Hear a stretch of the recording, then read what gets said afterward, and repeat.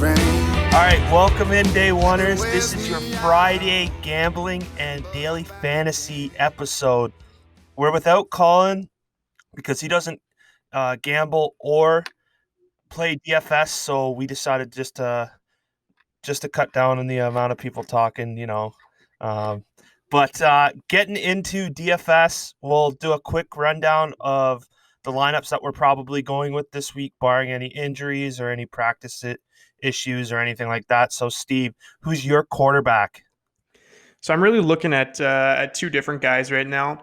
I like I don't know why, but I really like Jared Goff, 6,500 against Miami. I think that the Rams are just a better team, and I think that Tua might have some issues with turnovers possibly, and I think you're going to see Jared Goff with good field position often in the game. So Jared Goff is one of my two guys. My second is Derek Carr at 5,500. If you're looking to spend down, he's playing against Cleveland, and I just think that Derek Carr would be a cheaper start if you need to spend down. Cleveland is 19th against QBs so far this year. Mike.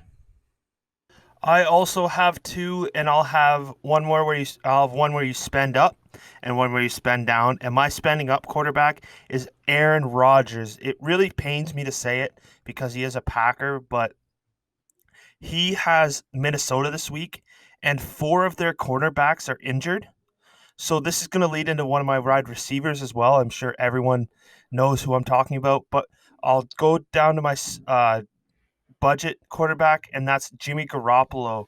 I believe he's 5,500, so not too cheap, but I mean, or 5,400. He's below Tua Tagovailoa, so I think that's pretty bargain to me. But Steve, going to your running backs.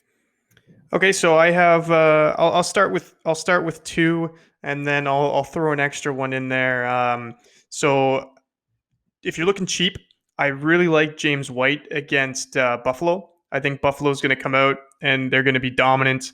I think New England's going to be playing from behind, and James White's going to get a bunch of passing down work, and he's down there at 4,500, and then Miles Gaskin against the Rams. The Rams are 22nd against the run, and I just 5,200 for a guy that's going to be on the field a lot. I just really like Miles Gaskin this week. Mike. My two, well, I guess technically three. My first one being Clyde Edwards-Helaire going against the New York Jets. The New York Jets absolutely stink, and I think he's going to absolutely run all over them.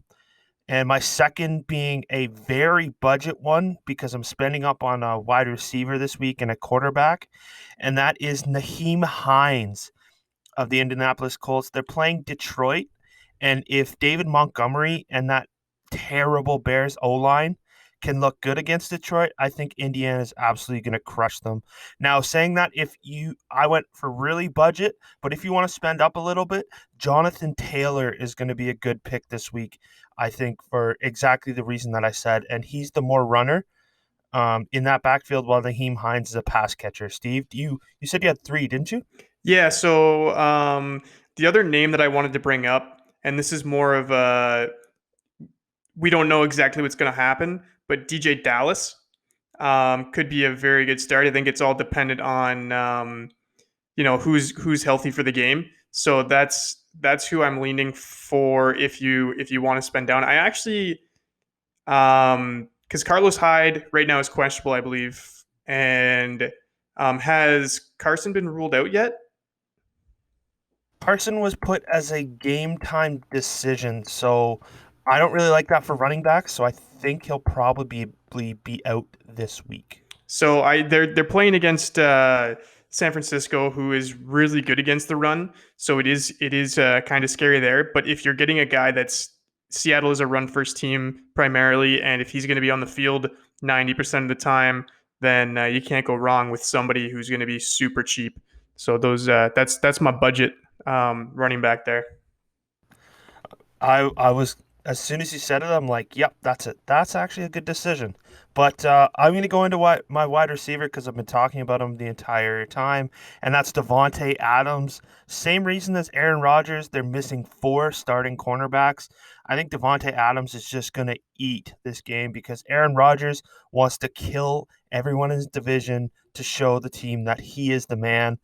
And you know what? We'll go one for one, Steve. You say your first wide receiver. So, did you have Aaron Rodgers as your QB? I did. I did the QB wide receiver stack. Yeah, I'm doing a QB wide receiver stack with Derek Carr and Nelson Aguilar. Nelson Aguilar, the last couple games, has just been dominant, and he still is fairly cheap on DraftKings at 4,700, going against Cleveland, like I said, who is 27th against wide receivers. So I think Nelson Aguilar, cheap option at wide receiver, and going to be a good stack with Derek Carr this week. Mike, go ahead. I it almost seems like he makes his way into every single one of my lineups, and it's Titty Boy T Higgins. I mean, this guy did great for me last week. He's going to do great for me this week. He's going against Tennessee, where I believe their corner just got hurt. I could be wrong on that, but Tennessee's 28th against wide receivers and giving up points. So yeah, my boy T Higgins. Steve, your guy. Well, I have two more, but you brought up T Higgins, so I'm gonna throw AJ Green's name out there, who is a budget T Higgins. Actually, how much is T Higgins on DraftKings right now? He is 5,600. Okay, so AJ Green is 4,500, and like you said, Tennessee 28th against wide receivers right now, and I think AJ Green I think he still has some game left in him.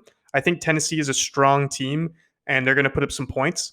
So Cincinnati is going to have to throw the ball, and AJ Green could be a cheap play. I like T Higgins, but if you can't afford T Higgins because you're spending up elsewhere, then AJ Green would be a good option too. Mike, do you have a third?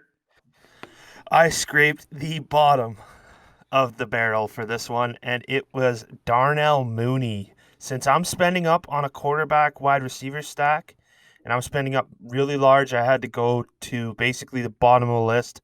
And it's a guy who consistently gets open. It's just Foles needs to be able to hit him.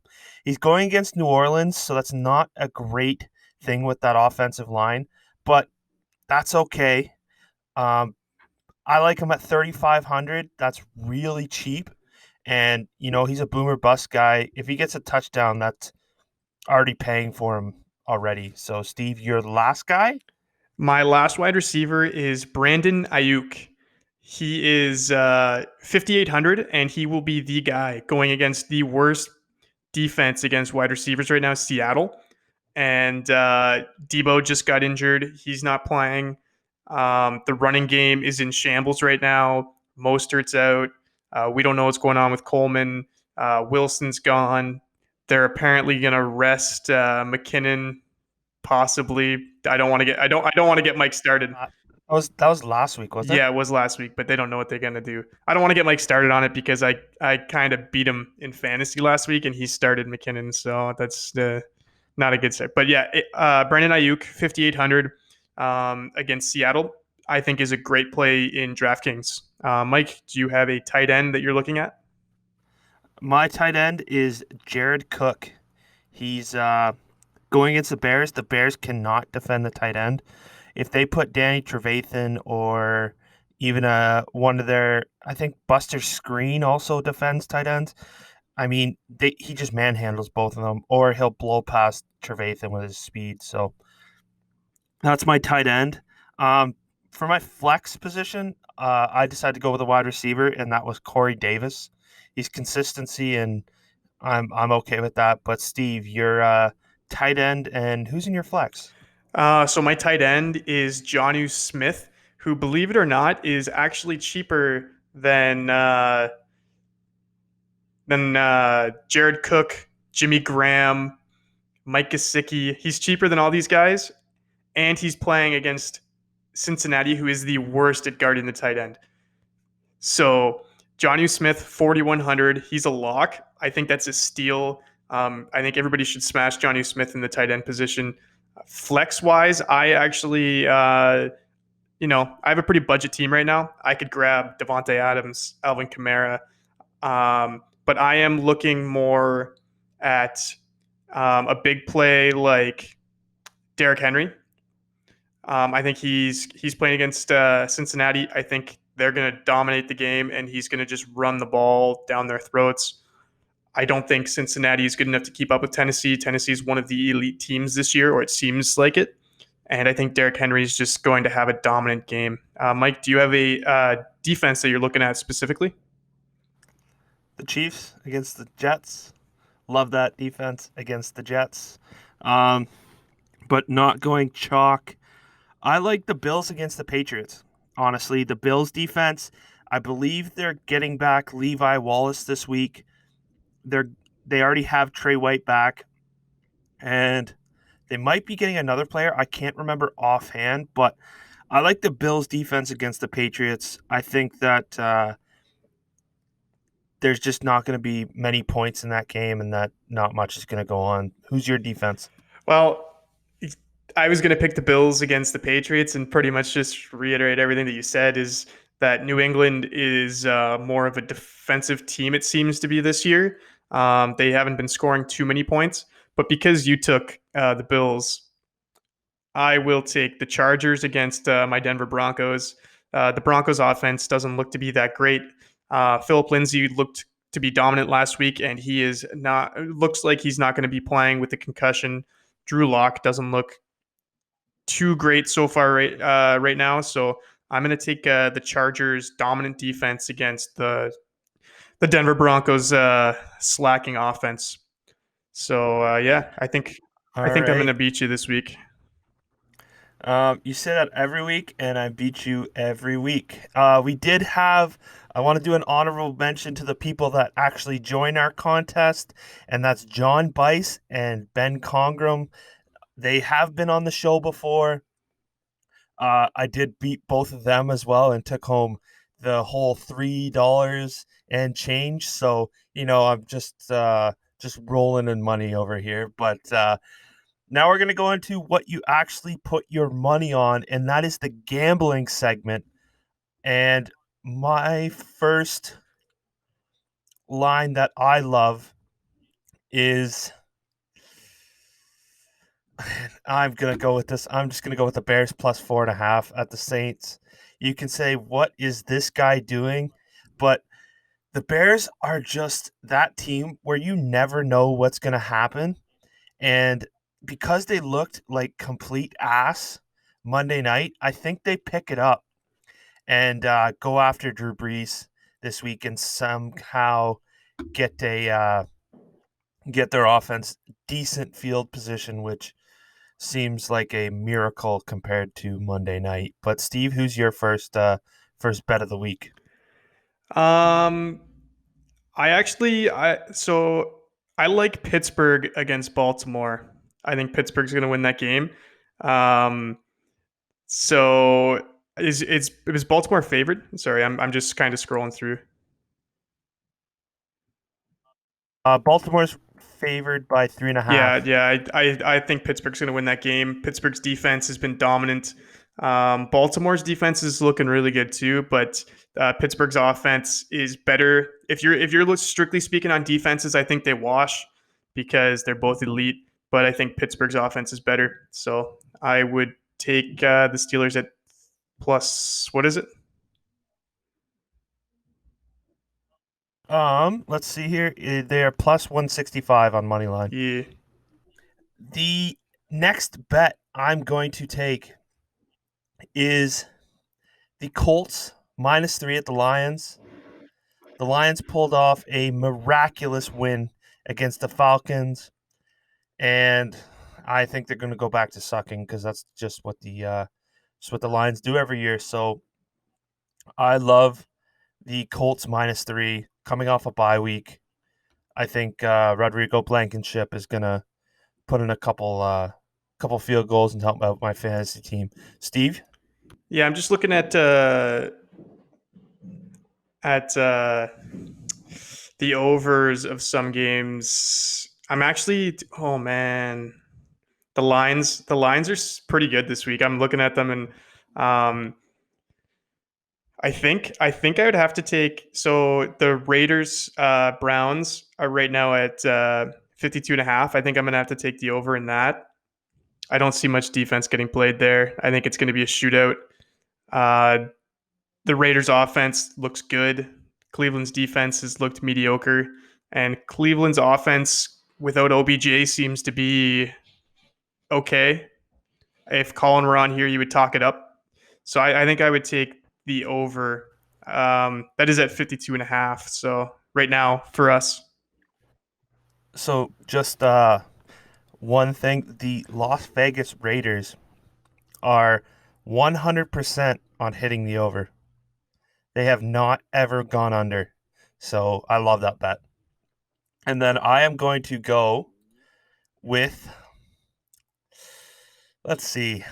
I like Seattle's over. It's 54.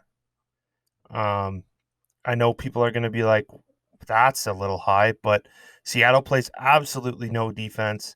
The San Francisco 49ers defense is kind of hurt. Russ is going to cook, and it's going to go over 54. I expect that game to be in the 30s, but that's just me. Steve, are we good for one more? Yeah. I'm just, you know what? I'm probably taking the over in the Lions Colts game as well. The Lions don't like to play defense, and for some reason, um, this it's the spread is pretty close. So I think it's going to be a high scoring game. I would take the over at 50 and a half. I do think it's going to be a high scoring game.